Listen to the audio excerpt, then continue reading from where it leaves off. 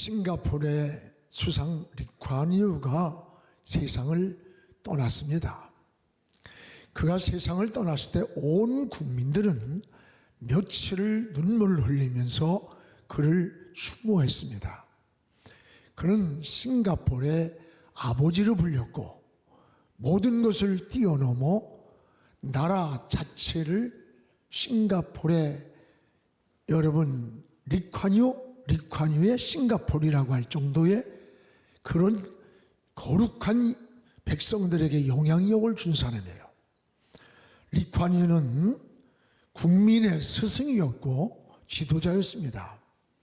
그는 총빈했고 강력한 그의 리더십은 싱가포르를 아시아의 부강한 나라로 만들었습니다. 그런가 하면 필리핀 같은 나라는 이 마르코스와 같은 부패한 지도자로 인해서 나라가 부패 천국이 되었고 또 경제가 한없이 추락하는 최빈민국이 되었습니다. 여러분 잘 알잖아요. 60년대 말 박정희 대통령이 필리핀 마닐라의 호텔에 머물면서 원조를 요청했습니다. 그런데 마르코스 대통령은 만나주지도 못하고 원조도 못 받고 며칠 만에 돌아오면서 하는 말이 우리가 이 필리핀만큼만 우리나라가 살아도 좋겠다 라고 한이 맺힐 정도의 그 한을 이야기했던 것이 유명한 얘기입니다. 그런데 지금 필리핀이 어떻습니까? 그들은 2022년 국민소득이 월 3,572달러, 한 달에 300불의 월급이에요. 우리나라는 얼마냐? 31,637달러입니다. 다시 말하면 10배 이상이 우리가 잘 살고 있어요. 한때 여러분 우리 장충체육관을 농구할 곳이 없어서 이 불쌍하다고 해가지고 필리핀이 지어준 게 장충체육관이에요. 그런데 지금 필리핀의 모습이 어떻습니까? 거지의 나라예요. 정말 비참한 그런 모습을 봅니다. 이 지도자의 타락, 부패가 전 국민들을 타락을 시켰고 온통 나라가 가난한 나라로 추락을 한 거예요. 이 국민이 신뢰할 수 있고 그리고 그를 믿고 따를 수 있는 지도자가 있는 국민들은 정말 축복받은 겁니다. 지도자의 역할은 어느 조직 공동체든지 굉장히 중요한 거예요. 어느 조직 공동체든지 이 지도자가 바로 서면 그 조직이 살아나게 돼 있어요. 교회도 마찬가지입니다. 교회의 목장도 또 전도회, 교구의 지도자가 제대로 서서 목숨 건 사명을 감당하면 그 목장이 살아나요. 전도회가 부흥되고 교구가 일어나는 거예요. 오늘 이 지도자의 결단, 사명 그리고 비전은 굉장히 큰 영향력을 끼치게 되는 거예요. 특별히 오늘 말씀은 영적 지도자의 사명, 또 그에 대한 열정, 책임, 그리고 역할에 대해서 사도 바울이 소개하고 있습니다. 무엇보다 영적인 사명은, 지도자의 사명은 따라합시다. 하나님의 뜻. 하나님의 뜻을 전하는 것이 첫 번째 사명이라는 거예요. 27절을 우리 같이 읽겠습니다. 이는 내가 꺼리지 않고 하나님의 뜻을 다 여러분에게 전하였습니다. 하나님의 뜻을 다 여러분에게 전하였다 그랬습니다. 사도 바울은 2차 전도 여행을 떠나면서 굉장히 많은 시련과 고난이 많이 겪었어요. 그럼에도 불구하고 이것이 가야 할 하나님의 뜻이라면 그는 어떤 환경에 지배를 당하지 않고 거침없이 내가 복음을 전했는데 그 하나님의 뜻을 따라갔고 뜻을 전했다고 하는 고백입니다. 여러분, 하나님의 뜻을 따라 사는 것 이게 가장 중요한 신앙이에요. 이 세상에는 사람의 뜻도 있고 하나님의 뜻도 있습니다. 육에 속한 뜻도 있고 영에 속한 뜻도 있고, 땅에 속한 뜻이 있는가 하면 하늘에 속한 뜻도 있습니다. 성도가 가장 바로 사는 게 뭐라고 생각합니까? 하나님의 뜻을 따라 살아가는 겁니다. 우리가 달나라를 향해서 로켓을 쏘아 올렸는데 그 궤도가 잘못됐다면 과감히 수정을 해야 합니다. 우리 신앙생활 가운데서도 여러분이 하나님의 뜻에서 벗어날 때에 빨리 수정을 하고 돌이키는 것, 이게 바로 지혜입니다. 그래서 사도 바울은 너희는 하나님의 뜻을 기억하고 살라. 그러면 어떻게 우리가 하나님의 뜻을 알 수가 있습니까? 여러분, 하나님의 뜻을 아는 방법이 있습니다. 여러 가지 가운데 하나는 하나님의 양심을 통해서 하나님의 뜻을 알려주십니다. 양심은 나침반과 같습니다. 디모서에 보면 나는 하나님과 사람 앞에 양심이 꺼리지 않게 살기를 힘쓴다고 그랬어요. 이 나침반이 방향을 제시하는 것처럼 우리 마음 안에서도 늘 선과 악의 방향을 알려주는 게 뭐냐? 바로 이게 양심이에요. 이 양심은 인간에게만 주신 유일한 선물입니다. 그래서 우리는 양심의 소리에 민감하게 들을 때 선과 악의 분별이 됩니다.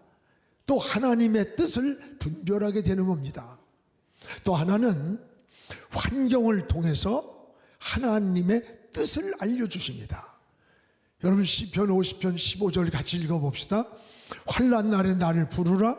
내가 너를 건지리니 네가 나를 영화롭게 하리라. 환난 날, 이 환난 날은 뭘까요? 이것은 우리가 환경에서 만나는 고난과 시련과 여러 가지 문제들이에요. 이 환경 안에서 만나는 일들. 때로는 이유 없는 장애물을 만날 때가 있어요. 고난이 생기고 일이 뒤틀릴 때가 있어요. 이럴 때 우리는 우연이겠지라고 외면하지 말아야 돼요. 성경에는 머리카락 하나까지도 하나님의 세신바 되었다고 해서 요나가 제비를 뽑았지만 요나의 손에 뽑히도록 관여하신 역사의 손이 하나님의 손이라는 것을 잊지 말아야 됩니다.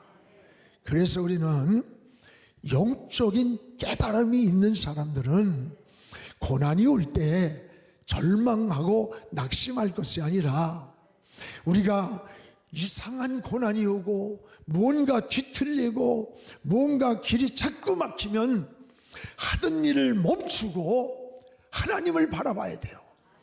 그리고 하나님을 찾는 것, 이게 바로 지혜라는 거예요.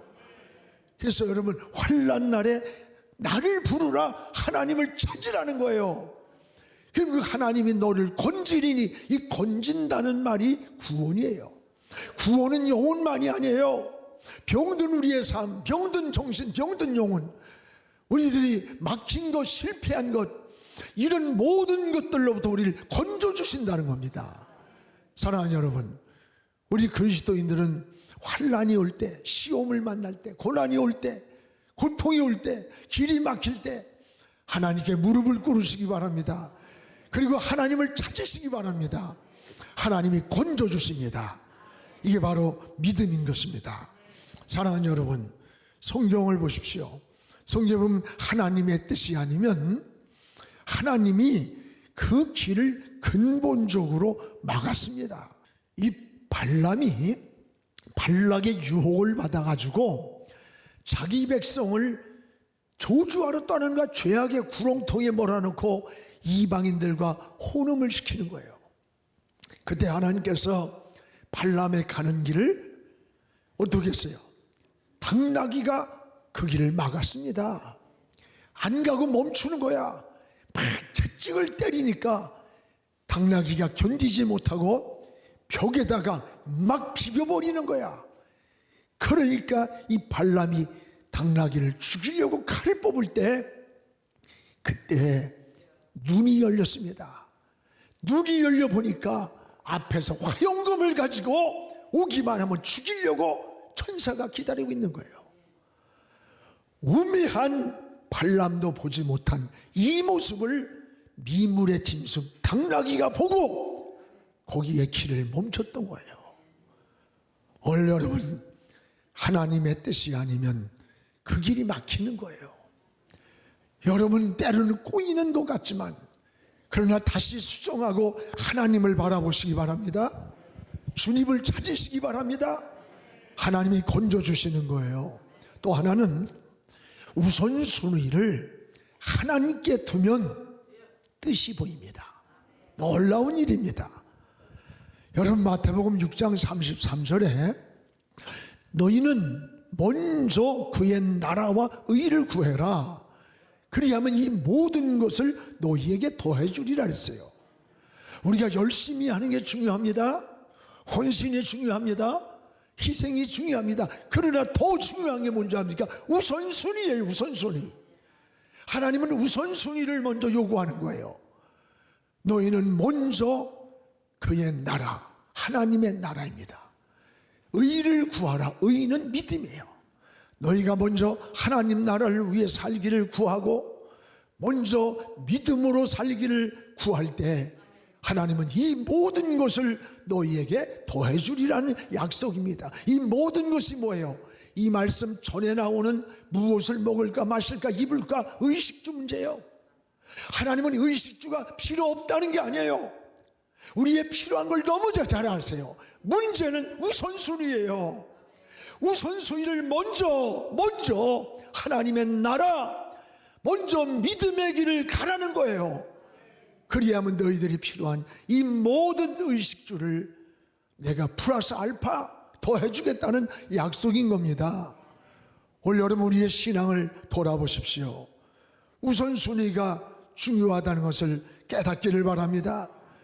여러분이 무엇을 하든지 우선순위를 어디에 둡니까? 하나님께 두시기를 바랍니다. 하나님이 머릿돌이 돼야 돼요. 그래서 방향을 정하고 하나님의 인생의 다림줄로 삼아서 기준을 삼고 하나님 편에 서서 걸어갈 때 하나님은 너희에게 이 모든 것을 더해 주신다는 약속입니다. 사랑하는 여러분, 오늘 바울은 하나님의 뜻을 백성들에게 전하는 것, 이게 영적 지도자의 사명이요 역할이라고 했습니다.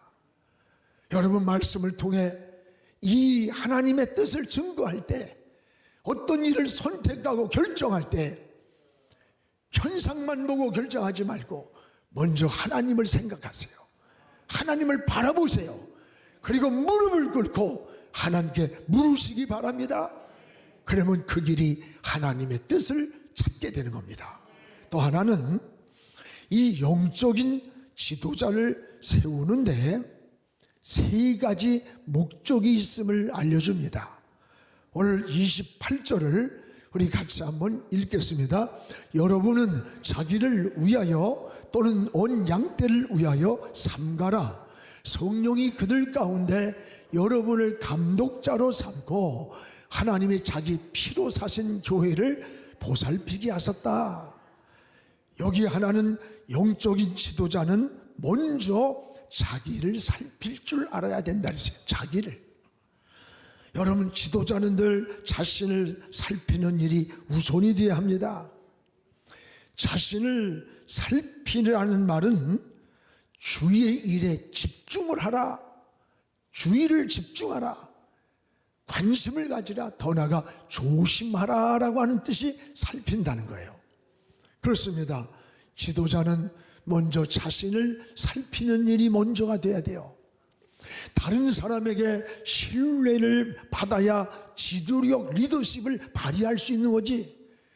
아니, 저게 목사야? 저게 장로야? 아니, 저게 지도자야? 이렇게 되면요, 신뢰를 잃는 거야. 여러분이 어떤 재능이나 큰 리더십이 있다, 말을 잘한다, 아니에요. 먼저 자신이 신뢰를 받아야 되는 거야. 뭔가 믿음직스러움이 있어야 되는 거예요. 저 사람이라면 믿을 수 있다. 그래야 맡기는 겁니다. 나라도 마찬가지고 사회도 교회도 다 마찬가지예요. 자신을 살피는 자가 지도자의 역할이라는 거예요. 두 번째는 뭐냐? 양떼를 위하여 지도자를 세운다는 거예요. 지도자 자신을 위해 세우는 게 아니에요. 양떼를 돌보기 위해 지도자가 필요하다는 거예요. 여러분, 양은 굉장히 우둔하고 나약한 게 양이에요. 50m만 앞으로 가면 다시 뒤로 돌아서질 못한대. 위험한 유혹이 있고 함정이 있어도 그냥 간다는 거야. 이게 양이에요. 독수리는 저 높은 멀리에서도 재빠르게 먹이를 보면 쏜살같이 내려와 낚아챕니다. 여러분, 중동에 가면 낙타가 많아요.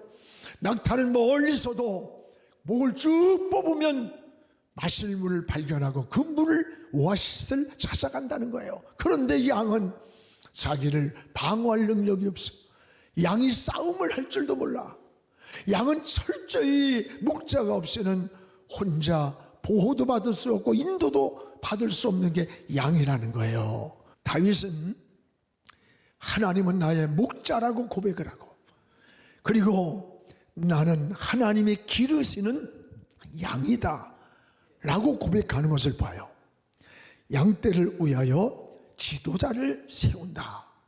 그 다음에 또 하나는 오늘 28절에 피로 사신 교회를 위하여 지도자를 세우는 거예요. 목적은 감독자로 삼고 자기 피로 사신 교회, 피로 사신 교회를 보호하기 위해 여러분 지도자를 세운다는 거예요. 교회는 건물이 아닙니다. 예수 그리스도의 피로 산 생명 공동체가 바로 교회의 본질이에요. 그래서 교회는 어느 개인의 소유물이 아닙니다. 마태복음 16장 18절에 내 교회를 세우리니 음부의 권세가 이기지 못하리라. 내 교회, 주님의 교회라는 거예요. 그래서 음부의 권세가 어둠의 영이 넘나들지 못하도록 하나님이 지키고 있다는 거예요. 그리고 이 피로 산 예수 그리스도의 생명의 피로 산 것이 교회라는 겁니다. 이 교회를 보호하고 돌보고 양들을 지키기 위해서 지도자를 세운다는 거예요. 그렇습니다. 여러분, 주님의 피로 사신 교회가 얼마나 소중한가를 우리는 알아야 됩니다. 저 이스라엘 백성들은 집을 지어도 동서남북 어느 곳에 살고 있든지 그들이 드나드는 문을 항상 예루살렘 쪽을 향해서 문을 낸다는 거예요. 내가 동에 살든 서쪽에 살든 항상 들어가고 나오면서도 저 예루살렘 성전을 바라보고 사모하는 거예요. 여러분, 우리는 남양 북향을 따르지만 그들은 예루살렘을 중심한 삶이에요. 유태인들은 비행기를 타도요, 나침판을 가지고 타요. 나침판을 놓고 하루에 3번씩 기도를 합니다. 예루살렘 성전 쪽을 향해 방향을 잡고 엎드려 기도를 하는 거예요. 여러분, 성경에 누가 그랬어요? 다니엘에 그랬잖아요. 다니엘서 6장 10절에 보면 다니엘은 바벨론의 포로 생활입니다. 포로 생활에서 끌려갔는데도 다른 신에게 절하면 사작을 쓰고 있는다는 것을 알면서도 다니엘은 예루살렘 성전 쪽을 향하여 창문을 열고 매일같이 하루에 3번씩 하나님께 기도를 드리는 거예요. 예루살렘을 향하여 창을 열었어요. 그리고 하나님께 찬양하고 기도를 드렸어요. 이 일로 인해서 사자굴 속에 들어갔지만 그러나 하나님께서 사자의 입을 봉하셨고 하나님께서 그들을 통해 훗날에 바벨론 세계를 지배하던 그 나라의 총리가 되게 하셨어요. 사랑하는 여러분, 여기에 이들이 왜 예루살렘 성전을 바라보면서 집을 짓고 그곳을 향해 기도를 했을까? 이 성전의 주인이 누군가를 알아야 돼요. 성전의 주인은 바로 하나님이신 겁니다. 우리가 성전 중심한 삶을 산다는 말은 하나님 중심한 삶이에요. 우리의 삶도 성전 중심한 삶으로 돌아가야 돼요. 하나님의 중심한 삶으로 돌아가기를 주의 이름으로 축원합니다. 예수 그리스도의 피로 산 교회를 돌보라고 바로 지도자를 세웠다고 했어요. 이것이 바로 교회의 공동체라는 것을 기억하시기를 주의 이름으로 축원합니다.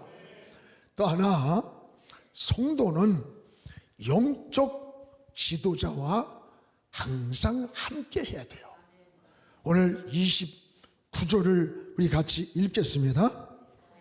내가 떠난 후에 사나운 이리가 여러분에게 들어와서 그 양떼를 아끼지 아니하며. 여러분, 왜 성도들이 혼자 자기 생각대로 자기 멋대로 살면 안 되느냐? 항상 양떼를 노리는 적이 있기 때문이에요. 오늘 본문에는 두 가지 적을 소개합니다. 하나는 29절에 외적인 적이에요. 외적인 적. 세상으로부터 흉악한 이리가 들어와서 양떼를 해친다는 거예요. 이런 밖으로부터의 위험, 이걸 양을 지킬 영적인 지도자가 있어야 하는 거예요. 이 세상이란 그렇게 평안한 그런 순탄한 것이 아니에요. 항상 공격이 있고 유혹이 있어요. 그래서 막루를 지키는 파수꾼이 필요했던 거예요. 이 파수꾼이 누구냐? 영적인 지도자가 파수꾼이라는 겁니다. 언제라도 이리 흉악한 이리가 양떼를 해하려고 달려오기 때문에 그 양떼를 지키기 위한 지도자인 파수꾼이 있어야 되는 거예요. 그래서 양을 지켜주는 거예요. 그래서 여러분, 느헤미야를 읽어보면 42일 만에 느헤미야가 성벽을 기적같이 건축했어요. 그리고 백성들을 모아놓고 첫 번째 외친 게 뭔지 알아요? 여러분, 우리가 성벽을 아무리 든든하게 쌌을지라도 이 성벽을 밖에 적이 뚫고 들어오지 못하게 이 문에 빗장을 쳐야 된다는 빗장. 밖으로부터 적이 들어오지 못하게 해가 뜰 때까지 문을 열지 말고 빗장을 치라는 거예요. 빗장. 그렇습니다. 오늘 여러분 마음에도 빗장을 쳐야 합니다. 이 세속의 물이 들어오지 않도록, 세상의 유혹으로부터 이기도록 영적인 빗장이 우리에게 필요한 겁니다. 또 하나는 30절에 내적인 적이 있음을 알아야 돼요. 여기 보면 너희 중에서도 제자들을 끌어 자기를 따르게.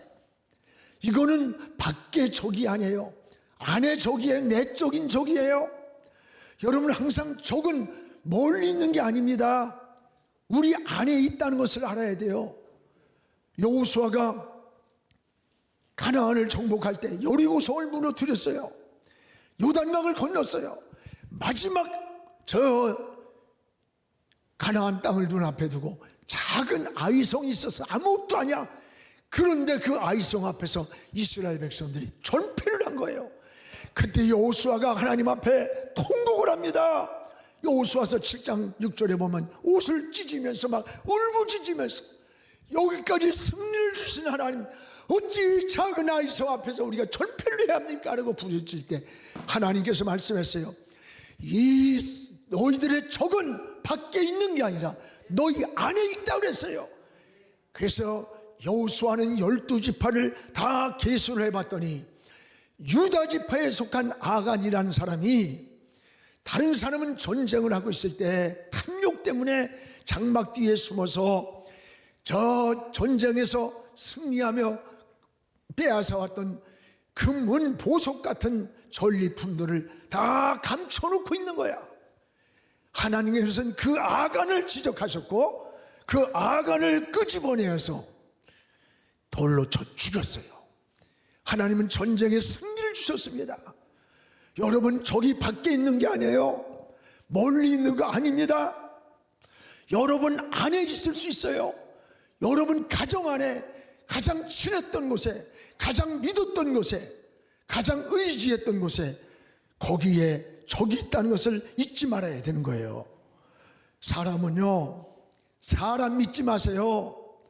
사람 바라보고 사람 의지하면 따라합시다. 하나님이 도와주시지 않는다. 이걸 알아야 돼. 사람을 성경에 어디 믿으라고 한 적 있어요? 사람은 사랑의 대상으로 끝나야 돼. 사람 너무 믿고 저 사람이 날 도와주겠지, 사람 바라보고 사람 의지하면 하나님이 도와주질 않아. 하나님 손길이 나타나질 않는 거예요. 백석대학교를 설립하신 설립자님이 지난주에 우리 백석대 실천대학원에서 특강을 2시간 하시면서 고백을 하시는 거예요.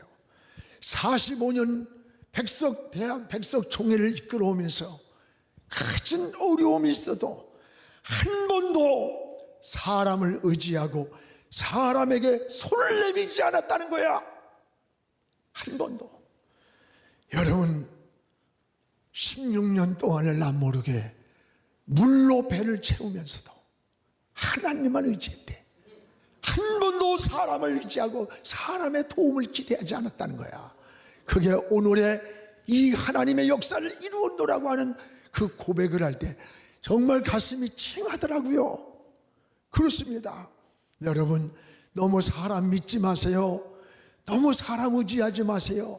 사람 바라보고 저 사람이 나 도와주겠지, 나를 이끌어주겠지, 내 성공의 디딤돌 만들어주겠지. 아니에요.